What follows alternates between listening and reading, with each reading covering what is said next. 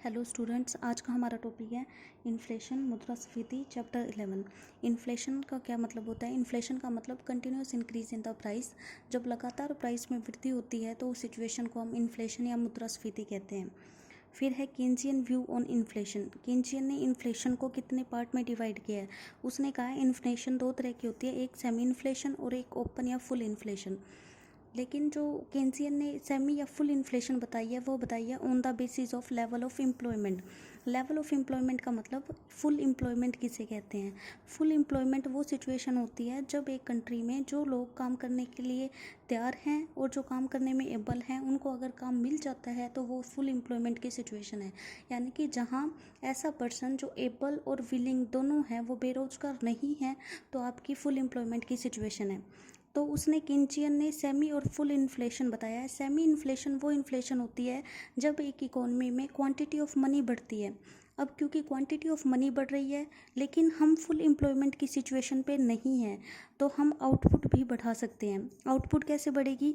Industry लगेगी, लोगों को रोज़गार मिलेगा, क्योंकि फुल एम्प्लॉयमेंट पे तो है नहीं, अभी भी ऐसे लोग बाकी हैं जो आपकी मतलब कि इंडस्ट्री में काम करने के लिए तैयार हैं। तो अगर आपकी इकोनॉमी में पैसा बढ़ता है, मनी सप्लाई बढ़ती है, मनी सप्लाई बढ़ने के कारण आप आउटपुट भी इंक्रीज कर सकते हैं बिफोर फुल एम्प्लॉयमेंट लेवल। अगर आपकी मनी सप्लाई बढ़ती है लेकिन आपकी कंट्री में फुल एम्प्लॉयमेंट आ चुकी है तो आप आउटपुट इंक्रीज नहीं कर सकते हैं, क्योंकि फुल एम्प्लॉयमेंट आ चुकी है मतलब लोगों को तो रोज़गार मिल चुका है जिनको रोज़गार चाहिए था।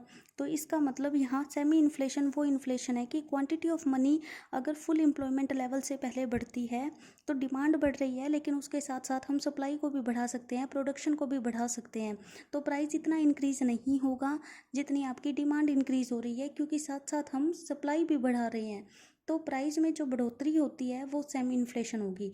यानी कि ऐसे नहीं कि प्राइस बिल्कुल बढ़ेगा ही नहीं, लेकिन प्राइस बढ़ेगा ज़रूर लेकिन ज़्यादा नहीं बढ़ेगा क्योंकि हम सप्लाई भी इंक्रीज कर रहे हैं। तो जो प्राइस में बढ़ोतरी होगी वो आपकी सेमी इन्फ्लेशन होगी। यानी कि सेमी इन्फ्लेशन वो सिचुएशन होती है अगर आपकी क्वांटिटी ऑफ मनी बढ़ती है फुल एम्प्लॉयमेंट से पहले तो आपका आउटपुट भी इंक्रीज़ होगा, इसलिए प्राइस आपके ज़्यादा नहीं बढ़ेंगे। तो इंक्रीज जो हो रहा है प्राइस लेवल में फुल एम्प्लॉयमेंट से पहले वो उसको सेमी इन्फ्लेशन कहेंगे। फिर होती है ओपन या फुल इन्फ्लेशन। ओपन या फुल इन्फ्लेशन वो सिचुएशन है जब आपकी क्वांटिटी ऑफ मनी बढ़ती है आफ्टर क्वांटिटी ऑफ मनी बढ़ेगी आफ्टर फुल एम्प्लॉयमेंट, क्योंकि फुल एम्प्लॉयमेंट आ गई है, अब आप अपने आउटपुट को इंक्रीज़ नहीं कर सकते। तो क्वांटिटी ऑफ मनी बढ़ने से लोगों की डिमांड इंक्रीज़ होगी लेकिन आउटपुट इंक्रीज़ नहीं हो रहा है, वो सिचुएशन आपकी ओपन इन्फ्लेशन होगी। एक फिगर में केन्जियन ने समझाया है कि जैसे हमने ले लिया एक्स एक्सिस पे मनी सप्लाई यानी कि क्वांटिटी ऑफ मनी जो हम बढ़ाएंगे, और वाई एक्सिस पे ले लिया हमने प्राइस और आउटपुट। हम स्टार्ट करते हैं, जैसे पहले मनी सप्लाई M1 थी, बाद में मनी सप्लाई M2 हो गई, मनी सप्लाई फिर हमने इंक्रीज़ की M3 M4, इस तरीके से मनी सप्लाई। अब मनी सप्लाई इंक्रीज़ हो रही है, हमें ये देखना है जैसे ये सिचुएशन। अब मनी सप्लाई हमारी M1 थी तो हमारा प्राइस था P, मनी सप्लाई बढ़ाई, हमारी प्राइस हो गया P2, लेकिन देखो आउटपुट और प्राइस दोनों बढ़े हैं। फिर मनी सप्लाई हमने बढ़ाई, ये हमारी फुल एम्प्लॉयमेंट की सिचुएशन है, फुल एम्प्लॉयमेंट। यानी कि इसके बाद आपकी मनी सप्लाई बढ़ेगी तो आपका आउटपुट नहीं बढ़ेगा, आपका सिर्फ प्राइस बढ़ेगा। अब ये मनी सप्लाई हमने बढ़ाई M3, हमारा आउटपुट ये देखो कांस्टेंट हो गया लेकिन हमारा प्राइस ये बढ़ रहा है, ये हमारा प्राइस इंक्रीज़ हो रहा है, ये हमारी प्राइस लाइन है। मान लो ये प्राइस इंक्रीज़ हो गया यहाँ तक, ये हमारी सिचुएशन है, ये फुल एम्प्लॉयमेंट है लेवल। फुल एम्प्लॉयमेंट से पहले जो प्राइस बढ़ रहा है वो सेमी इन्फ्लेशन, फुल एम्प्लॉयमेंट के बाद जो प्राइस बढ़ रहा है वो फुल इन्फ्लेशन। फुल एम्प्लॉयमेंट के बाद जब आपकी मनी सप्लाई बढ़ रही है तो आपका प्राइस भी बढ़ रहा है, आपका आउटपुट भी बढ़ रहा है। लेकिन फुल एम्प्लॉयमेंट के बाद जब आपकी मनी सप्लाई बढ़ रही है तो आपका आउटपुट कॉन्स्टेंट है, आउटपुट नहीं बढ़ रहा लेकिन आपका प्राइस इंक्रीज़ हो रहा है, ये आपकी फुल इन्फ्लेशन है according to Keynesian. Clear? Keynesian semi और फुल इन्फ्लेशन, लेकिन ध्यान रखना है लेवल ऑफ एम्प्लॉयमेंट को। लेवल ऑफ एम्प्लॉयमेंट से पहले मनी सप्लाई बढ़ती है तो प्राइस में जो इंक्रीज़ होगा वो semi inflation, level of employment के बाद जो आपका प्राइस में इंक्रीज़ होगा वो फुल एम्प्लॉयमेंट। फिर नेक्स्ट हम टॉपिक करेंगे टाइप्स ऑफ द इन्फ्लेशन। मुद्रास्फीति के क्या कितने प्रकार हैं? फर्स्ट करेंगे on the basis of degree of government control. Government के कंट्रोल के आधार पर। फर्स्ट है ओपन इन्फ्लेशन, खुली मुद्रास्फीति। ओपन इन्फ्लेशन वो सिचुएशन होती है जब गवर्नमेंट के द्वारा इन्फ्लेशन को कंट्रोल करने के लिए किसी तरह का कोई भी स्टेप, कोई भी कदम नहीं उठाया जाता, वो आपकी ओपन इन्फ्लेशन होगी। यानी कि उस इन्फ्लेशन को कवर करने के लिए गवर्नमेंट किसी तरह का कोई कदम नहीं उठाएगी। बढ़ रही है इन्फ्लेशन, बढ़ने तो महंगाई बढ़ती है, गवर्नमेंट उसमें किसी तरह का इंटरफेयर नहीं करती, वो ओपन इन्फ्लेशन होती है। यहाँ पे जो प्राइस इंक्रीज होगा वो according to demand and supply होगा। डिमांड अगर आपकी ज़्यादा होगी, सप्लाई आपकी कम होगी, तो प्राइस आपका बढ़ता जाएगा, वो आपकी ओपन इन्फ्लेशन है। सेकेंड है सप्रेस्ड इन्फ्लेशन। सप्रेस्ड इन्फ्लेशन वो इन्फ्लेशन होती है जहां गवर्नमेंट इन्फ्लेशन को कंट्रोल करने के लिए कुछ ना कुछ मेजर, कुछ ना कुछ कदम उठाती है, वो सप्रेस्ड इन्फ्लेशन है। लाइक सब्सिडीज़ दे दी किसी तरीके से प्राइस को कंट्रोल करने के लिए। ये टेम्परेरी गवर्नमेंट करती है, टेम्परेरी, क्योंकि लॉन्ग रन में गवर्नमेंट इन्फ्लेशन को कंट्रोल नहीं कर सकती। तो सप्रेस्ड इन्फ्लेशन ज़्यादा खतरनाक है, क्योंकि जैसे ही फ्यूचर में गवर्नमेंट कंट्रोल हटा देगी तो आपके प्राइस दोबारा इंक्रीज होने लग जाएंगे, वो आपकी सप्रेस्ड। यानी कि जहाँ गवर्नमेंट कोई स्टेप नहीं लेती इन्फ्लेशन को कंट्रोल करने के लिए, वो ओपन इन्फ्लेशन, और जहाँ गवर्नमेंट कंट्रोल करती है इन्फ्लेशन को, वो आपकी सप्रेस्ड इन्फ्लेशन है। फिर है second, on the basis of time. Time के आधार पर इन्फ्लेशन कितने तरीके की होती है। फर्स्ट है war time inflation. War time, युद्ध के समय इन्फ्लेशन, जो युद्ध के समय एक इकोनॉमी में होती है, वो वार टाइम इन्फ्लेशन होती है। वार टाइम इन्फ्लेशन क्यों होती है वार के समय? क्योंकि वार के समय कंट्री में जितने भी रिसोर्सेज होते हैं वो एक गवर्नमेंट वो यूज़ करती है मिलिट्री गुड्स बनाने के लिए। मिलिट्री गुड्स है, इक्विपमेंट है, जो हमें वॉर टाइम के लिए ज़रूरी है दूसरे देश से लड़ने के लिए, वो वहाँ यूज़ कर लेंगे। तो वहाँ यूज़ करने के लिए वो रिसोर्सेज हमारे लिमिटेड है, हमने वहाँ यूज़ कर लिए, तो लोगों के लिए नेसेसरी गुड्स बनाने के लिए रिसोर्सेज बहुत कम रह जाते हैं। रिसोर्सेज बहुत कम होने के कारण प्रोडक्शन कम होता है, डिमांड हमारी ज़्यादा है, जिसके कारण हमारा इन्फ्लेशन आती है। क्लियर? वार टाइम इन्फ्लेशन जो वार के समय होगी, गवर्नमेंट जो रिसोर्सेज है वो डाइवर्ट कर देती है, यूज़ करती है मिलिट्री गुड्स और इक्विपमेंट बनाने के लिए। रिसोर्सेज हमारे पास लिमिटेड होते हैं, जिनके कारण रिसोर्सेज नहीं बचते नेसेसरी गुड्स के लिए। अब नेसेसरी गुड्स के लिए अगर रिसोर्सेज नहीं होंगे तो प्रोडक्शन कम हो जाएगा, डिमांड ज़्यादा और प्रोडक्शन कम होने के कारण प्राइस इंक्रीज होंगे, वो वार टाइम इन्फ्लेशन है। सेकेंड है पोस्ट वार इन्फ्लेशन। पोस्ट वार इन्फ्लेशन का मतलब जस्ट वॉर के बाद, लड़ाई के बाद जो इन्फ्लेशन होगी वो पोस्ट वॉर इन्फ्लेशन होगी। अब वॉर के टाइम तो समझ आ गई इन्फ्लेशन कैसे होगी, लेकिन पोस्ट वार, वार ख़त्म होने के बाद भी इन्फ्लेशन जारी रहती है। देखो कैसे? वार के टाइम गवर्नमेंट को चाहिए होती है पैसे, तो गवर्नमेंट क्या करती है, टैक्स रेट हाई कर देती है। टैक्स रेट हाई कर दी, कैसे लोगों से लेगी? टैक्स रेट हाई किया है, लोगों से लोन लिया, पब्लिक लोन लिया, जिसके कारण पैसा आएगा और वो मिलिट्री इक्विपमेंट वगैरह बना के देश के साथ, देश के लिए लड़ेगी। लेकिन पोस्ट वार के टाइम क्या होता है, जब वार ख़त्म हो गया तो वो जो टैक्स रेट हाई की थी वो दोबारा लो कर देते हैं। अब दोबारा लो कर देती है, लोगों से जो लोन लिया है पब्लिक लोन, वो रीपे कर देते हैं। इसके कारण इकोनॉमी में ज़्यादा पैसा, लोगों के पास ज़्यादा पैसा आ गया, क्योंकि जो लोन ले रखा था वो वापस कर दिया। टैक्स रेट अगर कम है तो इसका मतलब मेरे पास पैसा ज़्यादा बच गया, तो जिसके कारण हमारी मनी सप्लाई इंक्रीज करने के कारण वो क्या हो जाएगी, डिमांड हम ज़्यादा करेंगे गुड्स की, और हमारी पोस्ट वार इन्फ्लेशन क्रिएट होगी। फिर है थर्ड हमारी peace time inflation. Peace time का मतलब शांति के समय जो इन्फ्लेशन होती है वो हमारी पीस टाइम। जब हमारे पीस पीरियड के दौरान गवर्नमेंट, ये पीस टाइम इन्फ्लेशन मेनली होती है डेफिसिट फाइनेंसिंग की। डेफिसिट फाइनेंसिंग का मतलब जब गवर्नमेंट के एक्सपेंडिचर ज़्यादा होते हैं और गवर्नमेंट की इनकम कम होती है, तो वो गवर्नमेंट क्या करती है, अपने एक्सपेंडिचर को कवर करने के लिए आरबीआई नए नोट छापते हैं। नए नोट छापने के कारण मनी सप्लाई इंक्रीज हो जाती है इकोनॉमी में। मनी सप्लाई इंक्रीज होने के कारण लोगों के पास पैसा इंक्रीज होता है, जिससे उनकी डिमांड बढ़ती है। तो इस तरीके से पीस टाइम इन्फ्लेशन में गवर्नमेंट क्या करती है, ज़्यादा खर्चे करती है डेवलपमेंट प्रोजेक्ट के लिए, जैसे रोड बनाना, रेलवे, सड़क बनाना, ये सारी काम करेगी, तो वो ज़्यादा खर्चे करेगी। ज़्यादा खर्चे, इनकम उसकी इतनी होगी नहीं, तो वो डेफिसिट फाइनेंसिंग को कवर करने के लिए आरबीआई नए नोट छापेगा, जिसके कारण मनी सप्लाई इंक्रीज होने के कारण पीस टाइम में इन्फ्लेशन क्रिएट होगी।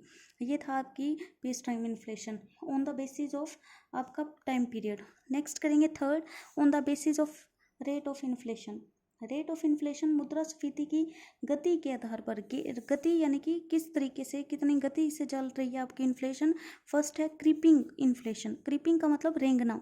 रेंगना का मतलब धीरे धीरे जैसे रेंगते हैं, क्रीपिंग इन्फ्लेशन वो इन्फ्लेशन होती है जहाँ इन्फ्लेशन की रेट ज़्यादा नहीं होती, जैसे कि प्राइस इंक्रीज होंगे 3% राइज इन द प्राइस, 3% 2% जो प्राइस इंक्रीज हो रहे हैं वो आपकी क्रीपिंग इन्फ्लेशन है। प्राइस जहाँ बहुत स्लोली इंक्रीज होते हैं वो आपकी क्रीपिंग इन्फ्लेशन है। कई इकोनॉमिक्स कहते हैं कि ये बेनिफिशियल है और ज़रूरी भी है एक इकोनॉमी के लिए क्रीपिंग इन्फ्लेशन होना, यानी कि हमारी इकोनॉमी स्थिर होने से, स्थिर नहीं होनी चाहिए, इन्फ्लेशन हो लेकिन क्रीपिंग इन्फ्लेशन बेनिफिशियल है इकोनॉमी के लिए। सेकंड करेंगे वॉकिंग इन्फ्लेशन। पहले रैंक रही है इन्फ्लेशन, फिर वॉकिंग का मतलब चलना। जब इन्फ्लेशन 30 to 40% इंक्रीज होती है वो होती है वॉकिंग इन्फ्लेशन आपकी, यानी कि एक डिकेड में, एक 10 साल के अंतराल में 30 से 40% अगर आपके प्राइस इंक्रीज हो रहे हैं वो वॉकिंग इन्फ्लेशन है। नेक्स्ट है रनिंग और galloping inflation. Running inflation, running का मतलब दौड़ती हुई। रनिंग इन्फ्लेशन वो इन्फ्लेशन होती है जहाँ पे शॉर्ट पीरियड में ही आपके प्राइस बहुत इंक्रीज हो जाते हैं, जैसे कि 80 to 100% अगर प्राइस इंक्रीज हो रहे हैं वो आपकी रनिंग इन्फ्लेशन है। रनिंग इन्फ्लेशन मिडिल क्लास और जो पुअर क्लास है उन पर बैड इफेक्ट डालती है, क्योंकि अब रनिंग इन्फ्लेशन आने के कारण उनके पास पैसा नहीं बचता है, वो सेविंग डिस्करेज करती है। इस तरीके से रनिंग इन्फ्लेशन खतरनाक है। उसके बाद आती है हाइपर इन्फ्लेशन। हाइपर इन्फ्लेशन को हाइड्रा हेडेड मॉन्स्टर, मॉन्स्टर का मतलब राक्षस, मतलब बड़े मुंह वाला राक्षस बोला जाता है। ये इन्फ्लेशन सबसे खतरनाक है। जर्मनी ने इस इन्फ्लेशन को देखा है 1931 में, जनवरी में 1932 में जर्मनी में प्राइस जो थे वो 1 मिलियन यानी कि 10 लाख गुना से भी अधिक हो गए थे विद इन 1 ईयर, यानी कि जो चीज़ें 1 साल पहले 1 रुपये की मिलती थी वो 1 साल बाद 10 लाख रुपए की वो चीज़ मिल रही है। वो इन्फ्लेशन हाइपर इन्फ्लेशन होती है। सबसे खतरनाक इन्फ्लेशन, कोई भी इकोनॉमी इस इन्फ्लेशन में नहीं आना चाहती, वो आपकी हाइपर इन्फ्लेशन या हाइड्रा हेडेड मॉन्स्टर होते हैं। ये एक फिगर है जिसमें इन चारों इन्फ्लेशन को दिखाया गया है। नीचे आपका इंक्रीज इन प्राइस, जैसे कि ये इंक्रीज इन प्राइस है और ये टाइम पीरियड है। तो सबसे पहले हमने किया क्रीपिंग। क्रीपिंग वो होती है जो बहुत कम, स्लोली, बहुत टाइम बाद स्लोली प्राइस जो इंक्रीज होते हैं। जैसे कि मान लो ये प्राइस इंक्रीज हमने मान लिया 10 रुपये, साल मान लिए 20 साल 22 साल बाद सिर्फ 10% इंक्रीज हुआ है, वो आपकी कौन सी क्रीपिंग इन्फ्लेशन। इसी तरह वॉकिंग, वॉकिंग भी क्या होती है, थोड़े साल में ही, मतलब ज़्यादा टाइम में बस 10-20% इंक्रीज़ होना, ये 20% इंक्रीज़ हो गई। फिर होती है आपकी running. Running inflation very short period में प्राइस काफ़ी इंक्रीज़ हो जाते हैं। ये टाइम पीरियड है आपका। टाइम पीरियड ये देखो सबसे ज़्यादा था क्रीपिंग में, फिर वॉकिंग में फिर उससे कम, फिर रनिंग में बहुत कम, मतलब मान लो 80 से 100% आपके प्राइस। और फिर हाइपर हेडेड मॉन्स्टर, यानी कि हाइड्रा हेडेड मॉन्स्टर में आपके प्राइस क्या है, जैसे यहाँ टाइम पीरियड 2 साल में ही प्राइस 100 गुना से भी ज़्यादा, तो वो हो जाएंगे आपके हाइपर इन्फ्लेशन। तो ये क्रीपिंग, वॉकिंग, रनिंग और हाइपर इन्फ्लेशन है। नेक्स्ट है on the basis of scope. क्षेत्र के आधार पर दो तरह की इन्फ्लेशन होगी।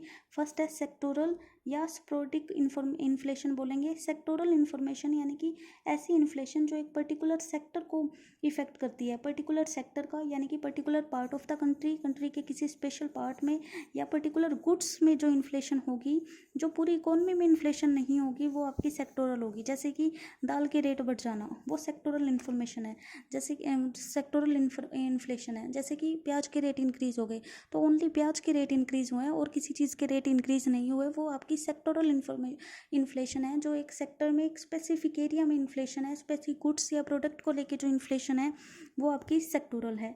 सेकेंड है कंप्रीहेंसिव इन्फ्लेशन। कंप्रीहेंसिव इसका उल्टा, जब इन्फ्लेशन किसी गिवन पार्ट तक या कुछ गुड्स तक कवर नहीं होती, वो सारी इकोनॉमी में फैलती है, सारी कंट्री में फैलती है, और सारी गुड्स के लिए जब प्राइस इंक्रीज होते हैं वो आपकी हो जाएगी कंप्रीहेंसिव।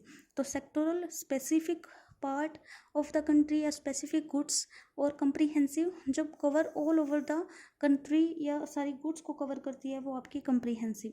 नेक्स्ट है on the basis of process of rise in the price. On the basis of process of rise in the prices आपकी इन्फ्लेशन है। फर्स्ट है वेज इंड्यूस्ड इन्फ्लेशन। देखो वेज इंड्यूस्ड इन्फ्लेशन क्या होती है। वेजेस का मतलब जब आपकी जो इन्फ्लेशन आती है वो वेज इंक्रीज होने की वजह से। एक प्रोडक्ट जब बनता है, प्रोडक्ट में लगता है रॉ मटेरियल, प्रोडक्ट में लगेगी वेजेस, प्रोडक्ट में लगेंगे अदर एक्सपेंसेस। जब आपकी इन्फ्लेशन यानी कि प्रोडक्ट का जो प्राइस इंक्रीज हो रहा है वो due to increase in the wages हो रहा है। वेजेस इंक्रीज होने के कारण आपका प्रोडक्ट प्राइस इंक्रीज होगा। प्राइस इंक्रीज होने का मतलब है आपकी इन्फ्लेशन है। तो वेज इंड्यूस इन्फ्लेशन कई बार क्या होता है कि लेबर ऑर्गेनाइजेशन होती है वो बहुत ज़्यादा स्ट्रॉन्ग होती है। लेबर ऑर्गेनाइजेशन बहुत ज़्यादा स्ट्रॉन्ग होगी तो वो अपनी वेजेस को इंक्रीज़ करवा लेंगी। जब वो अपनी वेजेस इंक्रीज़ करवा लेती हैं तो इसकी वजह से आपका कॉस्ट ऑफ प्रोडक्शन ज़्यादा आती है, जिसकी वजह से प्राइस इंक्रीज़ होते हैं। उस इन्फ्लेशन को बोलते हैं वेज इंड्यूस्ड इन्फ्लेशन। वेजेस का मतलब मजदूरी दरों में वृद्धि होना। सेकेंड है प्रॉफिट इंड्यूस्ड या मार्कअप इन्फ्लेशन। प्रॉफिट इंड्यूस क्या होता है, कई ऐसे developed countries like Asia America है आपकी, यूएसए, ब्रिटेन है, ये क्या करती है अपने परसेंटेज, देखो जो प्राइस निकलता है वो प्राइस निकलता है कॉस्ट प्लस प्रॉफिट।